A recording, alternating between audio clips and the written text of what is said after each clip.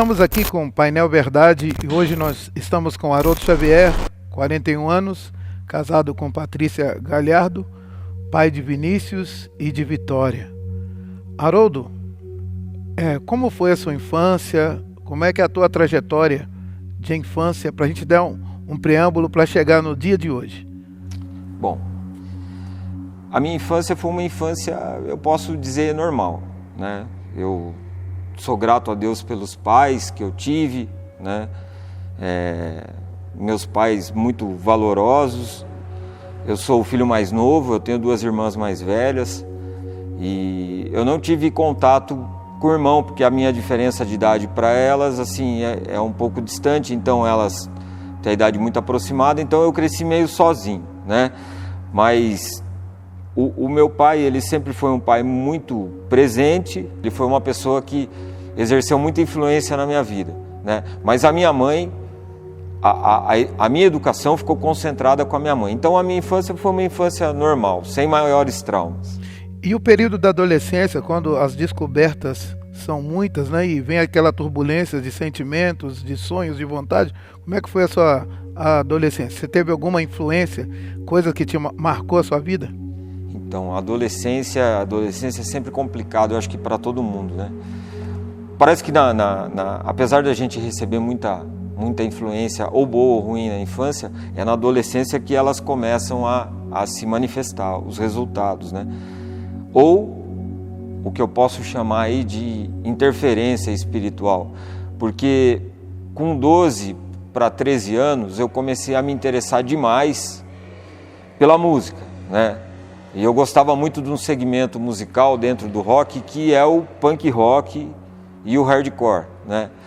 E essas duas, essa coisa, eu posso chamar assim, ela movia a minha vida, né?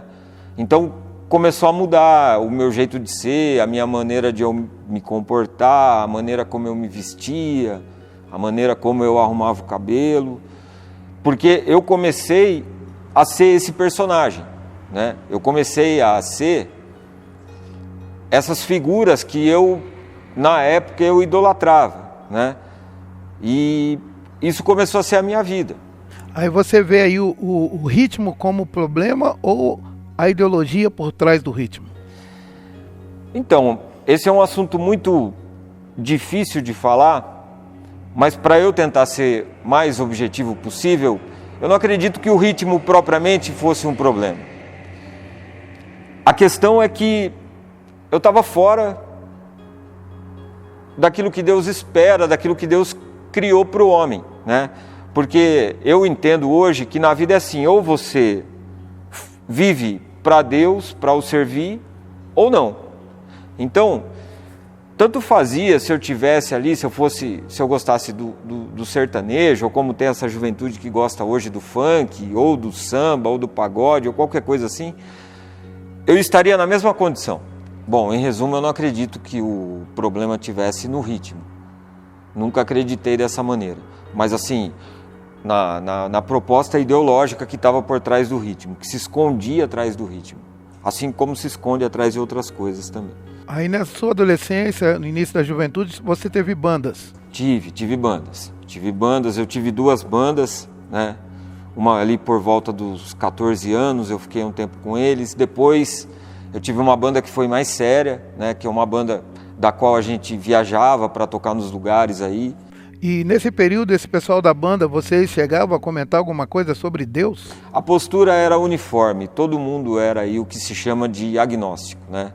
Que era aquelas pessoas que negam a Deus, mas não com tanto radicalismo, porque a gente até acreditava na possibilidade de ele existir, né? Mas nós éramos o que pode chamar aí de agnóstico.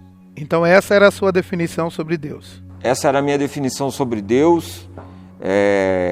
Apesar de eu ter sido criado num lar católico, onde eu fui ensinado, orientado a acreditar na igreja, né, em alguns fundamentos, mas para mim aquilo tudo era muito superficial, né? Aquilo para mim era mais um estilo de vida, uma cultura do que qualquer outra coisa. Não que eu acreditasse que o Criador realmente existisse. Mas você uma vez falou sobre um amigo seu chamado Mauro, que levou você a pensar sobre Deus. Você pode contar essa? Sim, essa história eu posso dizer que é uma das histórias mais legais da minha vida, né? Porque na verdade foi a história que mudou a minha vida. Esse meu amigo, o Mauro, que na época não era meu amigo, eu tinha a banda, a gente precisava de um lugar para ensaiar, né? E como a gente tinha perdido o espaço que normalmente a gente ensaiava, um terceiro amigo me falou o seguinte: tem um cara aí que ele empresta a casa dele para vocês ensaiarem. Se vocês quiserem ir lá, a gente ensaia, né? Eu falei, tudo bem, legal. Ele falou, só que só tem um problema. Eu falei, qual o problema? Mas esse cara é crente. Eu falei, mas eu não entendi nada. Eu falei, como que pode uma pessoa que vai na igreja, que se diz crente, vai emprestar o espaço para a gente ensaiar? Você falou para ele que a nossa banda é uma banda assim, anátema, né? Eu vou usar essa expressão. Ele falou, não, ele sabe, ele falou que pode ir. Eu falei, então tudo bem, então vamos, né? Aí a gente pegou, nós ensaiamos na casa dele. Eu achei a coisa mais estranha do mundo. Ele tinha um espacinho lá que realmente dava para a gente ensaiar. Nós fizemos o ensaio. Quando eu estava saindo, a gente estava guardando a aparelhagem no carro. Eu fui guardar o meu amplificador no porta-mala do carro. Ele sentou dentro do porta-mala do meu carro. E aí ele me abordou e falou assim, posso te fazer uma pergunta? Como eu sabia que ele era da igreja, apesar de ele não ter aquele estereótipo que eu conhecia, que eu julgava, que eu mal interpretava, eu fiquei com o pé atrás com ele, né? Eu falei, pode fazer. Ele falou para mim assim, olha para o céu. Aí eu olhei, ele falou, o que você vê? Eu perguntei para ele, o que você quer que eu veja? Ele falou, não, fala para mim o que você vê. Eu falei, eu vejo as nuvens, né? Eu vejo o céu que está azul, porque era uma tarde de sábado, uma tarde bonita, ensolarada. Eu falei, eu vejo isso. Aí ele falou para mim assim, não, existe algo a mais. Eu falei, existe? Ele falou, existe. Eu falei, o que exatamente? Aí ele me contou que existia nas regiões celestiais anjos, demônios, que eles militavam contra e militavam ao nosso favor. E me deu uma rápida explicação ali sobre o que era o mundo espiritual.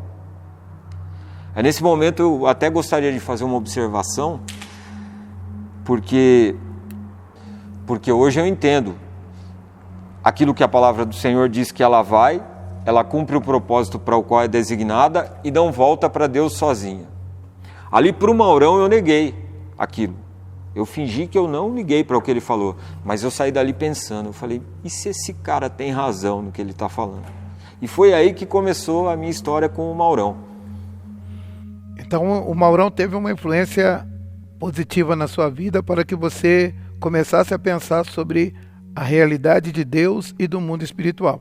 Mas logo lá na frente você teve uma experiência que envolve a questão espiritual, que te trouxe para perto de Jesus e de Deus. Você pode contar agora para a gente? Posso. Essa experiência foi maravilhosa. O Maurão foi esse evangelista ousado que pregou para mim. E a vida continuou seguindo. Obviamente que eu não dei muito crédito para o que ele falou, mas a semente ficou ali lançada. E aí eu continuei minha vida, continuei seguindo, né? Eu estava numa época que eu acho que se eu não tivesse reconhecido o senhorio de Jesus na minha vida, hoje possivelmente eu seria um alcoólatra, eu seria um maluco. E eu continuei, né? Aí teve uma situação, num final de semana, que eu saí com o pessoal aí a gente bebeu, e eu esqueci um outro colega, um outro conhecido no bar que a gente estava. E ele voltou num lugar comum onde a gente ficava, e ele ficou muito bravo com a situação, com o que havia acontecido, e ele falou para todo mundo que estava ali que quando ele chegasse, ele me mataria. Só que eu não tinha problema nenhum com ele, não teria por que ele fazer isso. Ele andava junto comigo. E ninguém acreditou, ninguém levou fé naquilo que ele disse, né? Só que quando eu cheguei na situação, ele realmente, eu não sei como, ele conseguiu uma faca, ele sacou essa faca e ele veio para cima de mim. E ali ele falava umas coisas que ninguém entendia. Aí pediram para eu sair e correr dali, e foi o que eu fiz, né? Aí eu saí dali perplexo, saí dali sem entender nada. Eu falei, meu Deus, mas não aconteceu nada. Ele falou que ia me matar, isso e aquilo. Aí tinha um bar ali que ficava perto da Uniso, ali onde o pessoal se reunia, bebia. Aquele bar virava madrugada funcionando. Eu fui para aquele bar com um terceiro amigo meu. E ali eu passei a madrugada toda bebendo. E nesse momento eu posso dizer que eu sofri uma influência espiritual maligna, porque naquele momento eu cogitei a possibilidade de me defender, até mesmo se fosse o caso, tirando a vida dele, né? Mas aí eu fui embora para casa, eu dormi, no outro dia eu acordei, eu estava melhor, sem entender nada. Aí no dia seguinte eu quis resolver essa situação, e eu fui procurar esse rapaz, e ele falou para mim que não lembrava de absolutamente nada. Aquilo me deixou pior ainda. E eu, por já estar recebendo uma influência espiritual maligna, aquilo lá agravou. Eu acho que eu seria uma pessoa até mesmo depressiva, com síndrome do pânico, porque tinha uma quaresmeira na frente da minha casa, e para eu entrar na minha casa eu dava umas 3 voltas no quarteirão, porque eu sempre achava que tinha alguém ali, né? Eu já estava entrando quase que numa paranoia, e aconteceu isso, potencializou, né? E como ele falou que não lembrava de nada, eu fiquei muito perturbado com aquela situação, né? Mas a vida seguiu. No dia seguinte, eu fui me reunir com o pessoal de novo. E só abrindo um parênteses, quando aconteceu isso, eu fui na casa dele falar com ele. O pai dele até me questionou, falou, mas como que aconteceu isso com vocês? Vocês eram amigos. Eu falei, pois é, nem eu sei como aconteceu isso. E o pai dele, eu acho que ficou intrigado com aquilo. E aí foi. No dia seguinte, eu fui lá, estava no lugar. Quando eu vi esse rapaz virando a esquina e vindo na minha direção, eu tive a impressão que a minha vida ia terminar ali. Assim, eu tive a impressão, sabe quando você vê as letrinhas do filme da sua vida baixando, eu falei, vai acontecer alguma coisa. E ele estava ali a uns 10 metros de mim, ele começou a falar num idioma que eu não conhecia. Hoje eu sei, né, que assim como Deus, o Espírito de Deus, ele pode usar uma pessoa para falar em outro idioma, os demônios também têm essa habilidade, porque eles imitam a Deus, e ele estava endemoniado ali, e ele veio para me matar. Aí, o pai dele, hoje eu também entendo que, impelido por Deus, ele seguiu o filho quando saiu de casa. E aí eles entraram em luta corporal, o pai dele mandou eu correr de novo. Eu falei, meu Deus, está acontecendo de novo isso comigo, né? E foi uma situação muito desesperadora. Aí eu saí dali naquela noite, eu saí em pânico. A primeira pessoa que me veio na cabeça foi o Maurão. Aí eu fui até a casa do Maurão, falei, Maurão, está acontecendo isso, isso e isso comigo. E aí o Maurão falou, olha, eu não vou orar por você aqui, eu não sei porquê, não vou nem fazer nenhum julgamento, mas ele falou, mas eu vou te levar num lugar.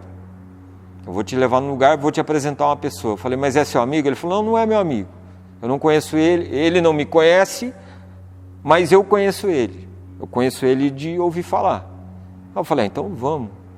Aí no caminho a gente estava indo e tal. Aí eu falei, Maurão, você não está me levando para a igreja não, né? Ele falou, mais ou menos. Eu falei, Maurão, mas ó, eu vou te esclarecer uma coisa. Ele falou, eu não quero virar crente, Maurão, né? Aí ele falou, não, mas vamos comigo. Aí a gente foi.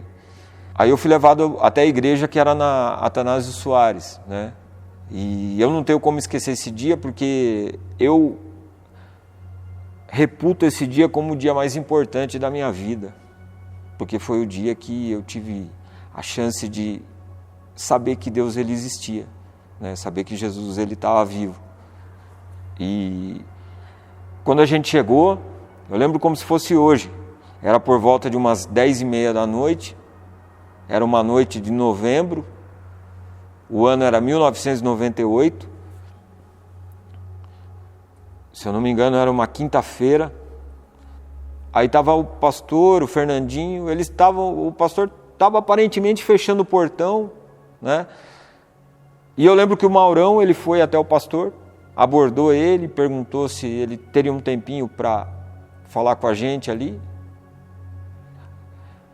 E aí o pastor falou que sim, que poderia. Aí o Maurão, ele contou rapidamente a história, não deu muito detalhe para o pastor.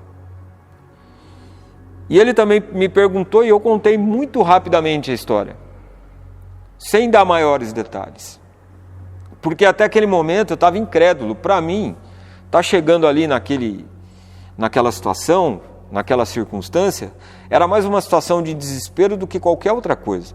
Eu não tinha a noção de que aquele encontro ali, naquela noite, mudaria a minha existência por toda a eternidade. Eu não tinha noção disso, né? Eu não podia imaginar. E aí eu contei para ele a história, ele me ouviu, e eu lembro, ele me explicou quem era Jesus, e rapidamente também quem era Jesus e qual, assim, a razão de nós estarmos vivos. E eu lembro que eu fiz uma pergunta, eu falei, mas ele pode resolver o meu problema? Esse Jesus aí que o senhor está falando, ele pode resolver o meu problema? E ele olhou para mim e falou assim, eu não sei nem mesmo se ele lembra disso, ele falou assim, ele pode qualquer coisa, ou algo assim. Aí eu aceitei a oração. Aí ele impôs a mão na minha cabeça, ali na calçada mesmo, eu lembro, eu estava de boné, eu tirei o boné, ele impôs a mão na minha cabeça e fez a oração. E à medida que ele orava, num determinado momento da oração, eu abri meu olho para tentar entender o que estava acontecendo, porque eu nunca tinha visto aquele homem, ele não me conhecia, eu também sabia ali que ele não conhecia o Maurão, se conhecia no máximo de vista, e ele começou a contar coisas da minha vida, mas não eram coisas genéricas, eram coisas muito individuais que só eu sabia que era verdade. Aí ali eu comecei a considerar, eu falei, não, realmente Deus existe. E ele deve ter esse atributo da onisciência, de saber todas as coisas. E mais, ele deve revelar alguma coisa para alguém, porque é impossível esse homem saber de algumas coisas. E aí ali eu fui tomado por um sentimento, eu posso dizer que foi um sentimento porque eu fiquei muito emocionado ali e eu comecei a chorar. Eu comecei a chorar como uma criança. Eu lembro que o Maurão ainda trocou algumas palavras com o pastor, eu não tinha muita reação, eu não sabia muito o que dizer, porque para mim era tudo muito estranho. Mas foi uma experiência muito viva, muito real. E daí eu saí dali com ele, fui até a casa do Maurão, eu estava extremamente balançado com aquilo que tinha acontecido comigo. Só que ali aconteceu uma coisa. Acho que por eu quebrar aquela resistência dentro de mim, Deus ele começou a agir naquele momento. E eu saí dali em paz. Uma paz que eu nunca havia sentido antes. Eu saí dali muito tranquilo, muito calmo. Sabendo que Deus, ele... Ali já sabendo que Deus, ele existia. Então, a partir desse momento, Haroldo, você conheceu, teve uma experiência com Deus. Ali foi marcante, foi a sua conversão. Haroldo Xavier deixa de ser uma pessoa com problemas e para entrar numa dimensão de vitória. Foi isso que aconteceu? Foi isso. No dia seguinte a isso, eu acordei tranquilo, eu acordei muito calmo, e ao ponto de convidar essa pessoa que tentou me agredir para que ela fosse junto comigo. E eu lembro, era uma sexta-feira, se eu não estiver enganado, e tinha tarde da bênção, era o nome. E essa pessoa foi, eu, o Maurão, a esposa do Maurão, e essa pessoa, nós fomos, eu entrei, a esposa do Maurão entrou logo atrás de mim, o Maurão estava vindo com ele, quando chegou na porta da igreja ele travou e falou, aí eu não entro. Aí eu olhei para ele, eu senti nele a mesma expressão. Eu falei, bom, ele não vai entrar, ele está igual aquele dia. Eu falei, eu não vou pagar para ver, eu vou pelo menos lá dentro da igreja ter algumas pessoas ainda, eu arrumo alguma maneira de me defender. Aí eu entrei. Ele entrou, eu acredito, hoje eu sei que algum diácono colocou ele ali com autoridade espiritual, colocou ele dentro da igreja. Aí o culto aconteceu. No final do culto, o pastor desceu, fez uma oração por todo mundo. Na hora de fazer as orações individual, ele desceu, foi até ele. Quando ele chegou perto dele, ele já ficou violentamente endemoniado. E quando eu vi aquele rapaz endemoniado, ali encerrou um ciclo na minha vida. Eu acho importante falar isso porque encerrou um ciclo. Porque eu conhecia aquela pessoa e eu sabia que ele não estava fazendo um teatro ali, como eu achava até então que fosse. Eu presenciando aquilo, eu vendo aquele meu amigo endemoniado, eu falei, realmente as coisas que o Maurão havia me falado são reais. Se Jesus ele existe, ele é o Criador de todas as coisas e ele prevalece sobre tudo, é com ele que eu vou andar a partir de agora. E aquelas coisas que eu tinha, a partir daquele dia, os vícios, as influências, elas terminaram ali. Ali eu fiz uma escolha que mudou a minha vida. Então, Haroldo, aí a gente vai um pouquinho mais lá na frente. Você conheceu Jesus, conheceu a palavra, procurou ler o Novo Testamento, as epístolas paulinas e cresceu em conhecimento. E logo em seguida você casa com a Patrícia, né? E aconteceu um episódio interessante quando a Patrícia engravida da Vitória. Você pode narrar esses acontecimentos? Você já é um homem de fé, vivendo com Deus, com uma mulher também temente a Deus. Como você viveu essa experiência e qual foi essa experiência? Então, os anos se passaram. Quando eu soube que a Patrícia estava grávida, da Vivi, foi um motivo de grande alegria para nós, né? Aí a gravidez estava transcorrendo normalmente até o 5º mês. No 5º mês, ela fez um ultrassom. Nós ficamos sabendo que era uma menina. E ali,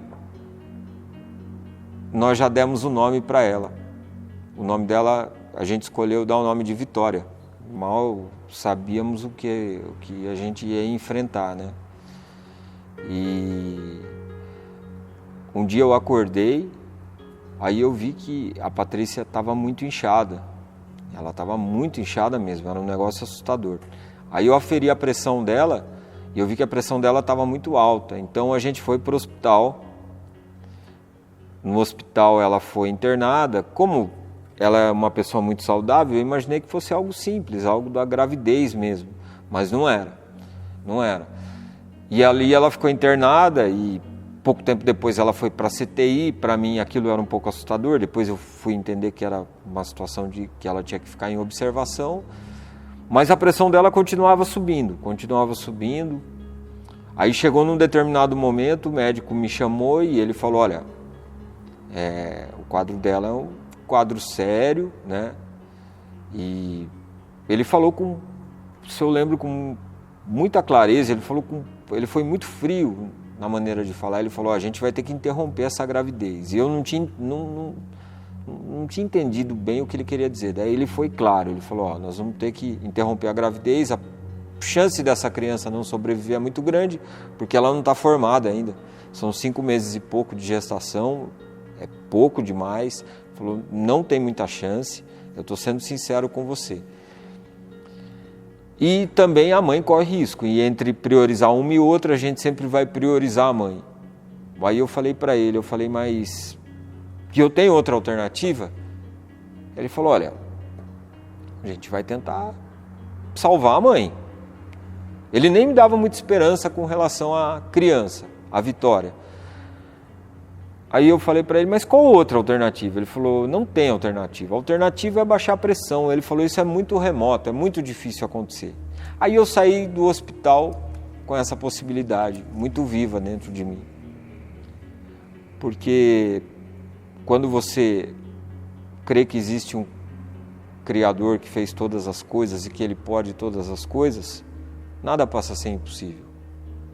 A única coisa que é impossível é que a vontade dele não se cumpra, porque a vontade dele sempre se cumpre. e a vontade dele não é nossa.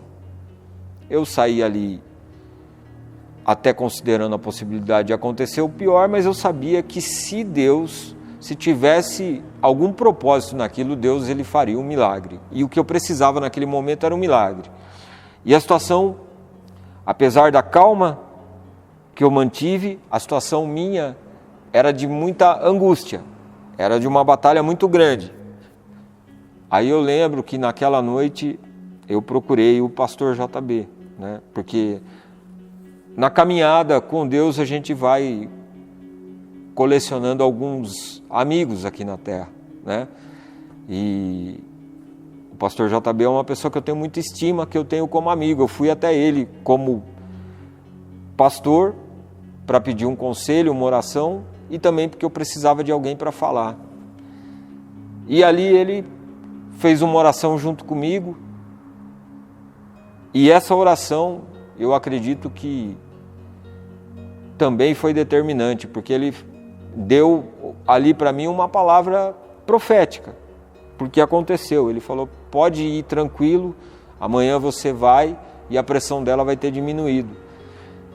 E aí no dia seguinte eu fui até o hospital, e quando eu cheguei ali na CTI, eu nem olhei para a Patrícia, eu olhei para os aparelhos. Aí eu olhei para os aparelhos e aquilo já me deu alegria, porque a pressão dela realmente tinha diminuído vários pontos. As duas, tanto a sistólica quanto a diastólica, elas tinham baixado muito. E aquilo ali garantiu para nós ali mais uma permanência ali, sem precisar interromper a gravidez. E os dias foram se passando, né? Não foi fácil também, não cessou de uma vez, mas Deus ele sabe de tudo. Ele sabe porque nós precisaríamos passar por aquilo, e nós tiramos muito aprendizado, sobretudo aquilo ali fortaleceu demais a nossa fé. Os dias foram passando, o quadro dela era de estável para baixo. Ela ficava estável e piorava, ficava estável e piorava. Aí os rins dela pararam de funcionar. E aí eu acredito que nesse momento ela recebeu o diagnóstico de pré-eclâmpsia. Eu não lembro da ordem direito, mas foi mais ou menos isso. E o médico falou assim: ó, você está retendo muito líquido e o líquido está subindo para o pulmão, por isso que você não está conseguindo respirar direito. Ela não estava conseguindo respirar direito. E é interessante porque ela estava bem, ela se mantinha bem. O médico ia até lá para fazer a visita ali, a inspeção de rotina, e falava com ela: eu prefiro conversar com você do que olhar para os seus exames, porque quando eu olho para os seus exames eu fico desanimado, mas quando eu falo com você eu me sinto bem. Ali eu entendo que já era Deus operando na nossa vida. E aí foi, os dias foram se passando, chegou numa situação tão dramática que ela precisava fazer uma espécie de uma punção no pulmão para retirar a água. Só que só tinha um profissional na cidade que faria isso. E essa pessoa não estava na cidade. Aí nos deram uma alternativa: nós vamos ter que transferir você de UTI móvel para São Paulo. E como ela estava ali numa situação de que ela poderia perder a vida a qualquer momento, a gente aceitou e ela foi transferida. Ela foi transferida, nisso aí já fazia aproximadamente umas 3 semanas que ela estava internada. Ela foi para São Paulo, chegou em São Paulo, a batalha continuou,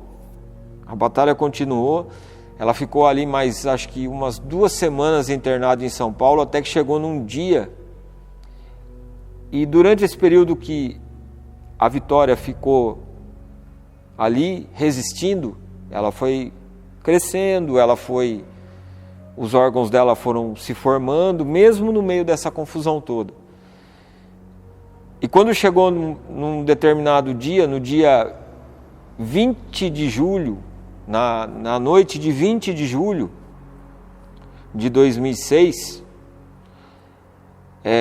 a pressão da Patrícia ela quase igualou. Eu não lembro os números exatamente, talvez ela lembre com mais precisão que eu, mas foi algo tipo assim, 12/11 ou 13/14.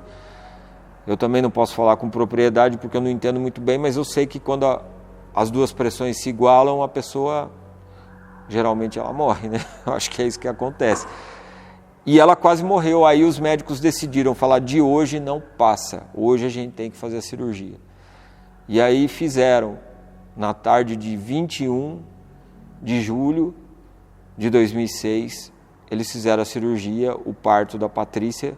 Nesse dia nasceu a Vitória. Aí eu queria fazer uma observação sobre esse dia. Eu estou falando aqui, né? O fato de eu falar aqui Deus, ele sabe de todas as coisas. Eu não sei até onde isso pode chegar, quem pode ouvir, mas se você ouve, guarda isso que eu estou falando, porque a gente precisa guardar os exemplos na fé. Nessa tarde, eu estava num abalo muito grande, mas sem perder a confiança, porque quando a nossa esperança ela está em Deus, ela já não é mais para essa vida. Mas eu estava, óbvio que eu estava abalado, estremecido com aquela situação. E eu lembro que, numa determinada vez, o pastor JB, ele havia falado que o irmão dele, o Geraldo, o pastor Geraldo, ele estava doente e ele se propôs a ir até o monte, e ele só sairia do monte quando Deus falasse com ele. E eu tomei para mim aquele exemplo. Eu falei, não, eu vou fazer igual. Só que não tinha um monte para eu ir, né? Porque era uma questão de circunstância. Eu lembro que a Patrícia estava em São Paulo, eu estava aqui em Sorocaba, eu não podia acessar lá porque ela estava numa área restrita de UTI, eu não tinha como entrar, ficar com ela, então eu tinha que ficar aqui em determinados momentos lá. Aí eu fui, eu lembro que eu avisei a minha mãe, que era próxima de mim, eu falei, mãe, eu vou entrar nesse quarto e eu só vou sair dali quando eu tiver certeza que está tudo bem. E ali eu entrei e fiquei na minha casa. Eu acredito que eu perdi a noção do tempo. Eu entrei ali à tarde, no meio da tarde, não sei se 2 horas, 3 horas. Eu saí dali, já era noitezinha, era como se fosse umas 7 da noite. Mas eu saí dali tranquilo, convicto de que Deus tinha feito. Aí eu peguei e fui até minha mãe, eu falei, mãe, a gente precisa ligar lá para saber. Aí eu liguei, a minha sogra estava lá em São Paulo, acompanhando a Patrícia, e ela me deu a notícia. Ela falou, deu certo, o parto deu certo. A Patrícia está bem, ela está na UTI, e ela usou essas palavras, ela falou, e a sua filha resistiu. E ela, pelo jeito, ela tem muita disposição para a vida, porque ela passou, eu vi ela passar ali naquela maca pequenininha, e eu vi a mãozinha dela mexendo. Tá tudo bem, vai ficar tudo bem.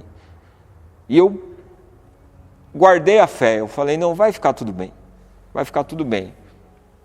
No dia seguinte eu fui para lá, porque as visitas também eram restritas para Vivi, né, para Vitória, e eu entrei ali naquela UTI neonatal, foi até engraçado, porque eu quase que precisei ser amparado, porque eu nunca tinha visto um ser humano tão pequeno até aquele dia, né? Ela nasceu com 1 quilo e de um dia para o outro ela perdeu mais de 100 gramas, ela estava com 800 e poucos gramas, era muito pequena, ela cabia na palma da minha mão, né? E ela estava ali, tanto ela quanto a Patrícia, elas estavam sentenciadas ali naquele hospital. Porque os médicos falavam assim, eles não queriam dar esperança para nós. Eles falavam assim, olha, é muito difícil, né? Vamos confiar, vamos esperar, mas pode acontecer o pior. E ali foram mais 42 dias internada naquele hospital. Ela ficou 42 dias ali. Todo dia que eu ia ali tinha uma criança que perecia, uma criança que morria. E era assim uma situação meio nebulosa, porque como ser humano, eu tenho os meus fracassos, e eu achava que de repente eu podia ir lá e, sei lá, de repente poderia ser ela. Mas mesmo assim eu procurava acreditar que Deus tinha iniciado ali um projeto. E já eu me recuperava e ia, né? E foi indo um dia, outro. Eu lembro que a Patrícia até falou para mim, o médico que fez o parto, ele desceu aqui uns 3 dias seguidos para dar uma conferida, porque ele não entendia como que a Vitória podia estar viva. porque ela estava descolada da placenta e ela não estava recebendo alimento nem sangue direito, então a formação dela ficou muito prejudicada. E ela ali, resistindo, a mão de Deus ali mantendo ela o tempo todo, e a Patrícia também. Aí a Patrícia recebeu alta, para mim já foi um alívio, uma força adicional, né? Eu poderia ali estar mais próximo dela, ali como família, a gente poderia estar resistindo junto tudo aquilo. E ela saiu dali condenada. E naquele dia ela teve um ato de fé, do qual eu senti alegria em ver ela fazendo. Ela falou, olha, era para eu ter morrido, Deus não quis. Deus autorizou por alguma razão eu continuar viva. Ela saiu com uma sacola enorme de remédio. Ela falou, ó, você vai ter problema no rim, vai ter problema de pressão, vai ter problema de uma série de coisas. Eu acredito que até a medicina convencional reprove o que ela fez, mas ela agiu com fé. Ela pegou aquela sacola de remédio e falou, eu não vou tomar nenhum desse remédio aqui, porque eu estou bem, eu estou curada. E ela não tomou um comprimido, e a pressão dela é melhor que a minha até hoje. Isso me impressiona. Ela não tomou absolutamente nada. E ali nós fomos diariamente para São Paulo visitar a Vitória, cada dia ela crescia. Ela tomava, no início, ela tinha algumas coisas espetadas na cabeça, e aí ela se alimentava por...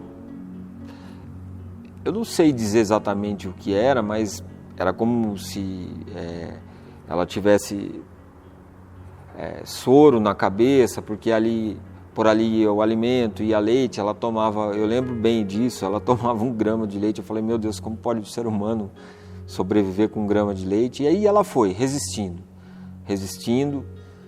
e em setembro, no comecinho de setembro de 2016, ela saiu e ela veio para casa. Ela tinha pouco mais da metade do peso de uma criança normal. Ela saiu, se eu não me engano, com 1,8 kg. Haroldo, o que os médicos disseram sobre o futuro da Vitória, depois de todo esse quadro que você narrou, e como ela se encontra nos dias de hoje? Então, os médicos, eles tentam ser realistas, né? Só que o realismo deles é um pessimismo para quem ouve, né? As previsões não eram boas.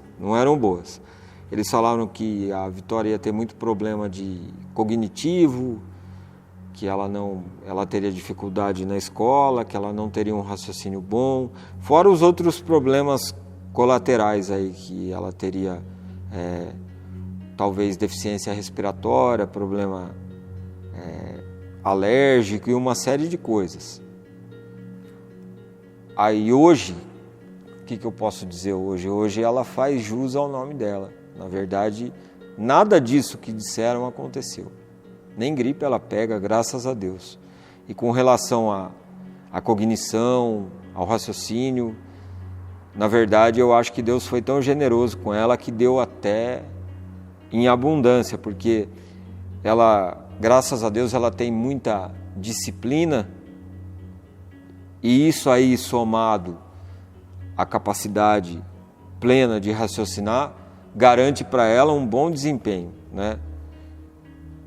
Nas reuniões de pais, quando a gente conversa com os professores são unânimes em falar que ela é uma aluna nota 10, ela é uma das melhores alunas da sala, se não a melhor aluna da sala, e ela não, assim, passa longe do que os médicos disseram que ia acontecer, graças a Deus.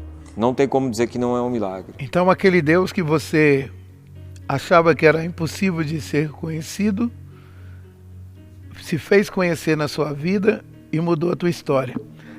Aí eu pergunto, o que você faz hoje em relação ao reino de Deus para esse Deus? Quando você entende quem é Jesus e o que Ele fez lá na cruz pela sua vida, não pela sua vida aqui na terra só, tão somente, mas sobretudo pela eternidade, você muda a sua visão da vida, das coisas, né? Você entende que você já não faz mais para ter a salvação, mas porque Ele te deu a salvação, em gratidão você vai fazer a Ele. Aí eu comecei a participar do evangelismo, porque eu entendia que se Deus foi tão generoso comigo e tem feito tanto, e bastou um simples sim meu, era necessário que eu fosse até as pessoas que estão necessitadas, para que elas também, a partir da escolha delas, elas deixem Jesus ser o Senhor da vida delas. E aí eu comecei, a primeira tribo que eu voltei foi a da onde eu saí.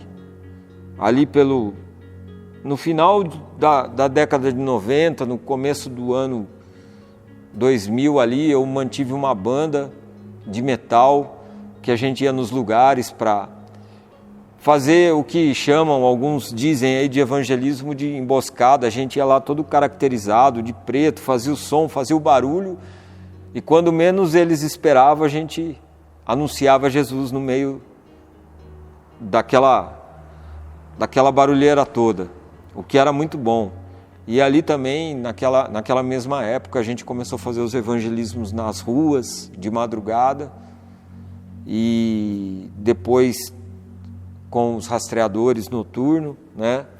Que para nós, para mim particularmente, esse ano, em novembro desse ano, faz 10 anos que a gente sai pedalar, quase todos os sábados, à noite, e hoje a gente faz um trabalho com o COI, com os rastreadores na Fundação Casa, às terças-feiras.